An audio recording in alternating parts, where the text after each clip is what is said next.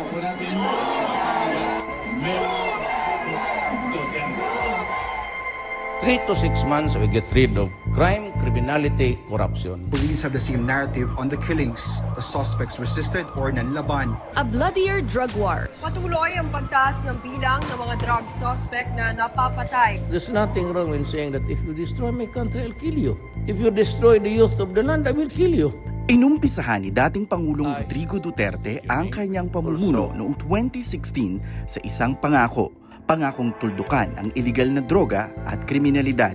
Go out and hunt for these criminals. Arrest them if they surrender peacefully.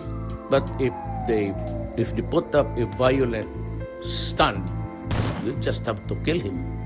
Pero ang kampanya, naging panghabang buhay na bangungot para sa ilang mga pamilya ng biktima. Nandito kami para sa mga mahal namin sa buhay, hindi lang para sa kapatid ko, para po sa mga libo-libong victims, para sa mga nanay at iba pang mga orphan na nanghihingi ng justice.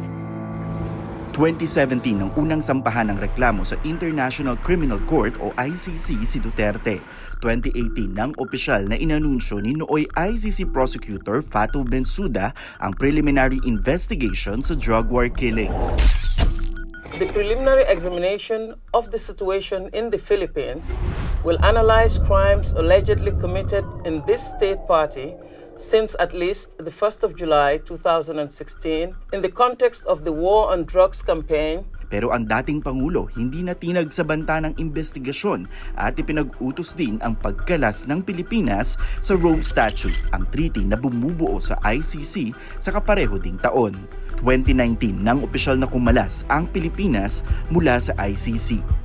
Yung mga tapos ako magharap ng mga puti, let's say kayo, I will readily being accused in a Philippine court before a Filipino judge. Sa pagbaba ni Duterte sa pwesto, hindi pa rin siya tinatantanan ng multo ng drug war. 2024 nang muling naungkat ang mga patayan noong kasagsagan ng kampanya kontra droga sa pagdinig ng House Quad Committee. I'm asking the ICC to hurry up and if possible they can come here and start the investigation tomorrow. This issue has been left hanging for so many years. Matagal man, baka mamatay na ako, hindi na nila ako maimbestiga. Ipinagkibit-balikat din ng dating Pangulo ang banta ng isang arrest warrant mula sa ICC at bumiyahe pa papuntang Hong Kong noong March 10, 2025. Matagal na akong hinahabol ng mga ano man ang kasalanan ko. Ito na pala ang huling public engagement ng Pangulo. Pagdating mula Hong Kong, alas 9 ng umaga sa Ninoy Aquino International Airport o NAIA, sinalubong si Duterte ng mga otoridad sa bisa ng isang arrest warrant na idinaan sa International Criminal Police Organization o Interpol. Matapos ito, dinala ang dating Pangulo sa Villamor Air Base kung saan inabot ng halos 13 oras ang pakikipagdiskusyon ng kampo ni Duterte sa mga otoridad. 11:03 p.m. lumipad ang eroplanong lulan si Duterte patungong The Hague. The plane is en route to The Hague in the Netherlands, allowing the former president to face charges of crimes against humanity in relation to his bloody war on drugs. Sa pagbisita ng Newswatch Plus sa The Hague, Netherlands, halos isang taon matapos ma-turnover ang dating Pangulo sa kustodiya ng ICC, naabutan ko sa labas ng korte ang mga pamilyang hanggang ngayon ay humihingi ng hustisya sa madugong kampanya kontra droga. Parang niwalang halaga yung aming mga mahal sa buhay. Sinasabi na numero lang, parang hindi binigyan ng halaga yung aming paghihirap, yung aming pagdurusa. Sa kabilang banda naman, matsagaring naghihintay ang mga taga-suporta ng dating Pangulo, umaasa na pagbigyan ang kanilang hiling na muling masilayan ang kanilang Tatay Digong. Hindi niya hinindian ang Pilipino at ang Pilipinas nung panahon na kailangan talaga natin ng isang taong wakasan ang problema ng ating society, lalong-lalo na yung droga, lalong-lalo na yung kriminalidad. Hindi niya hinindian yun. Kaya ngayon, nafe-feel ko na ito naman yung pagkakataon na ako naman ang magbibigay ng suporta sa kanya hanggang sa matapos ito, hanggang sa mapauwi na siya. Yung nakikita nyo sa likuran ko ay ang detention facility ni dating Pangulong Rodrigo Duterte. May ilang mga taga-suporta tayo ng Pangulo na nakita natin sa paligid nito, pero bawal na kasi silang mag-gather dito sa harap mismo ng detention facility. Kaya binigyan sila ng Dutch government ng isang area sa gilid nitong detention facility kung saan yun yung mas sinatawag na lang Duterte Street.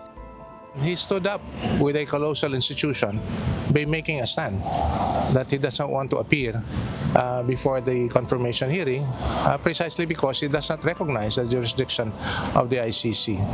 So, malakas na, hindi lang po malakas na statement na pinalabas niya, pero malakas ang paninindigan niya pagdating sa kaso niya. Tumagal ang confirmation of charges hearing sa dating Pangulo mula February 23 hanggang 27. No-show si Duterte at iginiit na hindi niya kinikilala ang jurisdiction ng ICC. Sa kanyang liham sa pre-trial chamber, sinabi niyang siya ay mahina na, matanda at pagod na. Tanggap niya na rin daw ang kanyang kapalaran kung sa bilangguan na siya papanaw.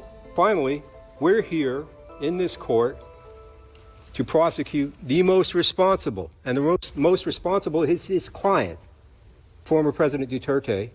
His client repeatedly admitted committing the crimes we're here for, his killings of his own people, the Filipino people. I ask you, I beg you not to confirm any of the charges. I ask you to let Rodrigo Duterte return to the Philippines, not to govern, but simply to let him live out the rest of his days in peace, in his humble dwelling in Davao. Iba't ibang reaksyon yung mga nandoon sa public gallery, no? Naging emosyonal yung mga biktima, yung mga pamilya ng biktima ng drug war. Dahil wala na raw ibang makakapitan yung mga pamilya ng drug war sa Pilipinas pagdating sa pagkamit ng hustisya. Samantala naman nanatiling tahimik at nakikinig lamang yung mga ipinadalang abogado ni dating Pangulong Duterte. Sa totoo lang, para sa akin, tapos na ang laban, tapos na ang boxing for confirmation na ito ng charges at ang dapat na nating paghandaan ay trial. The prosecution theory has been shattered to pieces because the very testimonial evidence and documentary evidence presented by the prosecution have been thoroughly rebutted. In short, bagsak sila. If the resolution of the International Criminal Court will be based on evidence, dismiss na ang kaso.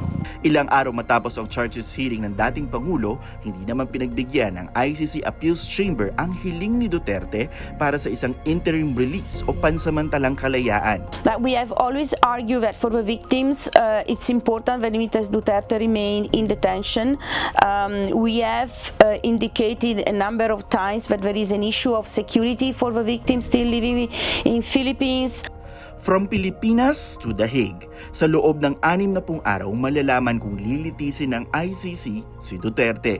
Ang desisyon, maaaring tuldukan ang pangungulila at paghahanap ng hustisya ng kanyang mga naging biktima. O maaari rin itong tuldukan ang pagdurusa at paghihintay ng kanyang mga masugid na taga-suporta na itinuturing siyang tatay o ama. Ang Rodrigo Roa Duterte. Para sa impormasyong napapanahon at on-demand, Tristan Odalo, Newswatch Plus, The Hague, Netherlands.